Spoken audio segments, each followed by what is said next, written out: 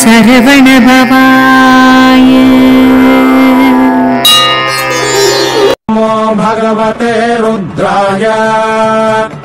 नमस्ते रुद्रमन्यव उतोत इषवे नमः नमस्ते अस्तु धन्वने बाहुभ्यामुत ते नमः यात इषुः शिवतमा शिवम् बभूव ते धनुः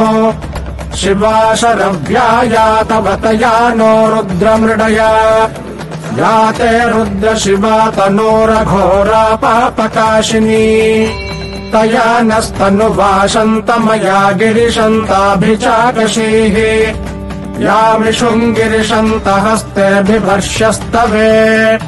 शिवाङ्गिरित्रताम् कुरु माहि गुंसेः पुरुषम् जगत् शिवेन वचसा त्वा गिरिशाच्छावदामसि यथा नः सर्वमिज्जगत यक्ष्मगुम् सुमना असत् अध्यवोचदधिवक्ता प्रथमो दैव्योऽभिषक् अहीगिश्च सर्वान् जम्भयन् सर्वाश्च यातु धान्यः असौ यस्ताम्रो अरुण उत बभ्रुः सुमङ्गलः ये चेमागुम् रुद्रा अभितो दिक्षुः श्रिताः सहस्रशो वैशाखुम् हेडयीमहे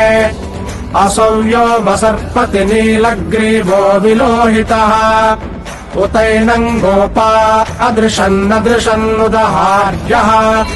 उतैनम् विश्वा भूतानि सदृष्टो मृडयातिनः